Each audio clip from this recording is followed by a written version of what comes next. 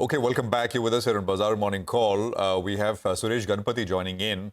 Suresh, of course, he looks at banking at Macquarie Securities, and he's downgraded his rating on Paytm and cut the price target in a very steep way.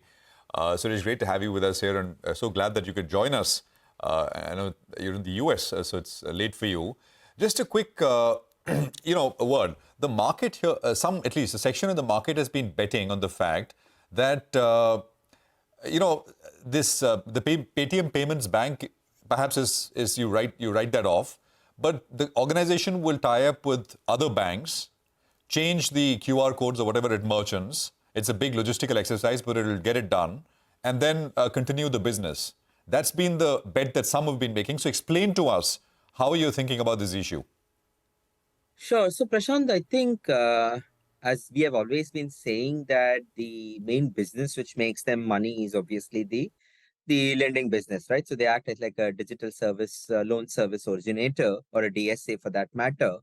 And now in the absence of the fact that you may not necessarily have the same amount of data, customer loyalty, two-way customer flows in terms of customer versus merchants and vendors, not sure how strong would be their ability to retain the customers in the overall ecosystem. And I'm talking about customers, talking both the retail consumers as well as the merchants. So their ability to monetize the data comes into serious question, right? And clearly the view we have taken, and we have spoken to a lot of lenders here. So obviously we can't be taking any names here, but the feedback that we have got is that they are curtailing business. Now, one lender, which is of course there in the public domain, and which is there in the latest analyst conference calls, is also Aditya Birla Capital having cut down their exposure significantly to Paytm. So my point here is that if at all the lenders decide to go back on cutting down their exposures to Paytm, then clearly the business model is in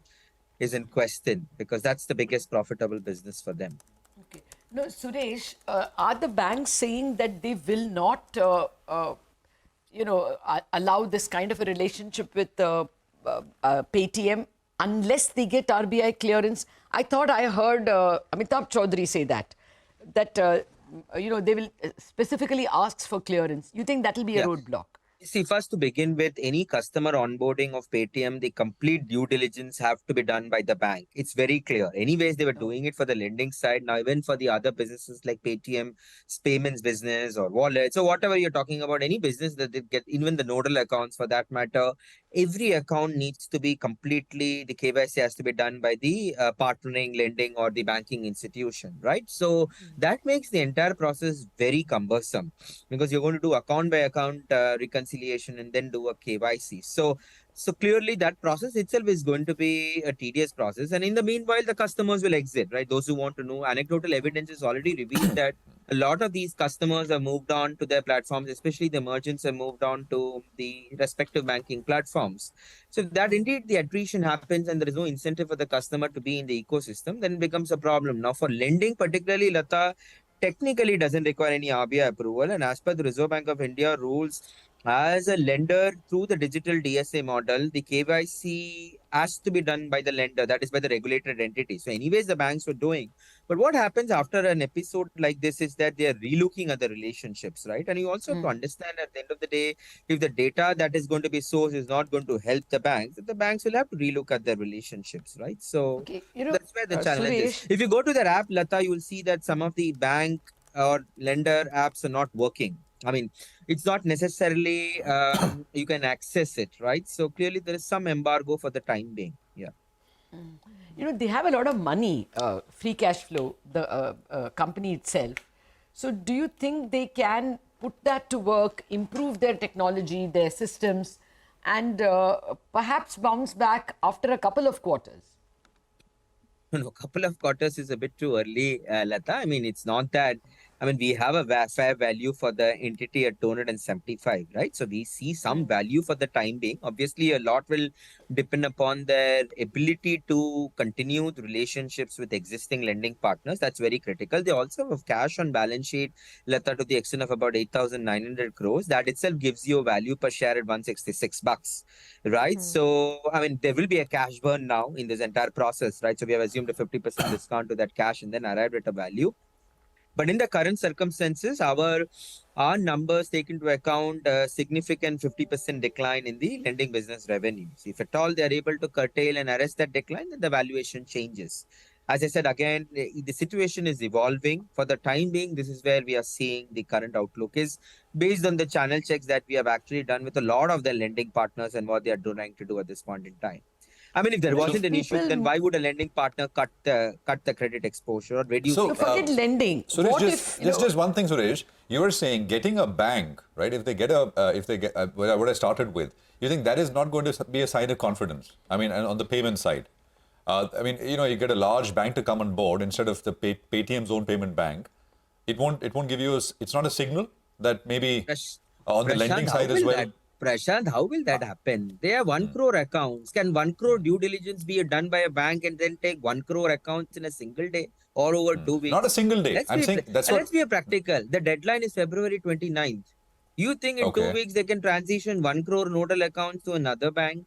I don't know. I find this quite challenging. Yeah. So right. Yeah. Right. No. It's not about that. I mean, the point is that they can. You don't think it can be done at all? I mean, I don't know. It can be done. Yeah.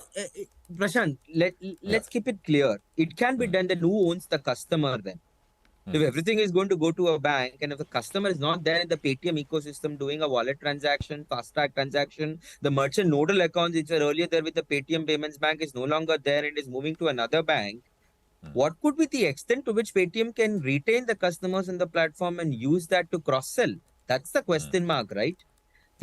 So let's put it this way, that nobody in the system suffers. And from a consumer or a merchant standpoint, merchant to दूसरे किसी bank के पास जाएगा ही ना, and same is the case with the customer also. He will go.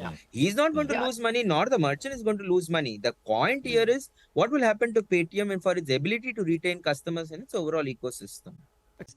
Suresh, I wanted to know whether customer retention will be a rather insurmountable problem for them. Now, for instance, a lot of people are their FASTag is on Paytm. They're linked for a whole host of bill payments, even insurance and such other regular payments through a Paytm. Will all these have to be severed or can they be moved just to the app? Is there any way they can retain those customers? No, so look, FASTag can't be done. You have to move to an HDFC or an Axis Bank or some other FASTag. Wallet business, which you used to do, if I was going in an Uber and using my wallet to pay the Uber driver, now I cannot do because the PPI license in a way, it's not revoked as such technically. Obviously, they still have that license, but there are a lot of severe restrictions with respect to what can be done. You can only take out money from the wallets. So clearly, if your ability to do a lot of transactions on the Paytm platform reduces, there is bound to be consumer or customer attrition, right? So that's the question mark here, right? How much they are able to retain both on the consumer as well as on the merchant front going forward. The fact that a lot of the services which they could do on their own platform using the Paytm Payments Bank, now they will have to depend on somebody else in the system to manage it. And of course, you also have to understand that the terms and conditions when you're working with a third-party provider like a bank is going to be different than to be honest, working with your own 49% entity, which is Paytm Payments Bank, right? So those are some of the challenges that Paytm has to contend with. And the customers whom they are not able to transit to another bank, as you say, 1 crore looks really insurmountable in the next, couple of weeks or 2.5 weeks. In that case, they just lose those customers, right? Yeah, to a great extent, yes. Okay. And is it possible that Paytm voice box is very successful with merchants? I mean, the fact that a voice is telling you that the payment is made, you think that product is good enough for them to bounce back? No, so look, we have to give credit to them that they have been pioneers in terms of certain aspects in the technology front. So there is a value associated with the kind of technology, network and ecosystem that they have they have built over a period of time, and I'll not take away any credit from that. Now, the thing here is the competitors will also jump into the bandwagon. We have also seen PhonePe being a bit more aggressive, and anecdotal evidences are actually very clearly revealing that a lot of customer merchant migration, particularly, has already happened.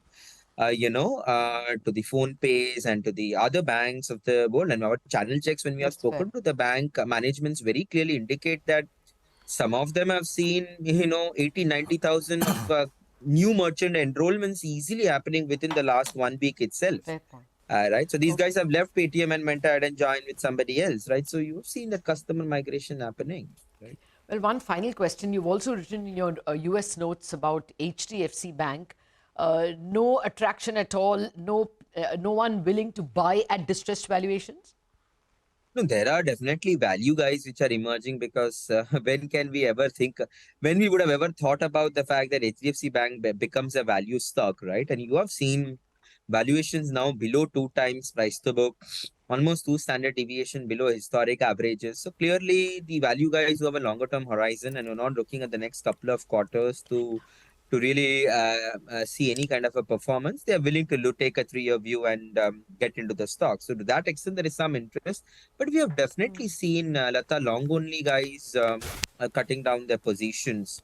So if suppose somebody has 5% in HDFC Bank, they would have brought down by 200 basis points or 300 basis points in their EM portfolio clearly, or whatever is their global fund portfolio. So there has been definitely a cut in their positions with respect to HDFC Bank. And the problem here is, or the unanimous view by most of these guys who have been a bit underweight here, is the stock is dead money for the next 6 to 9 months. And therefore, why be, when we clearly know that we're not going to get any returns in the next 6 to 9 months, and perhaps move towards either other banks, or for that matter, move towards some of the other sectors, like say IT or Reliance or any of the other companies, right? Yeah. Sure. All right, Suresh, we'll let you go on that note. Thank you so much for joining us and talking to us about Paytm and your report.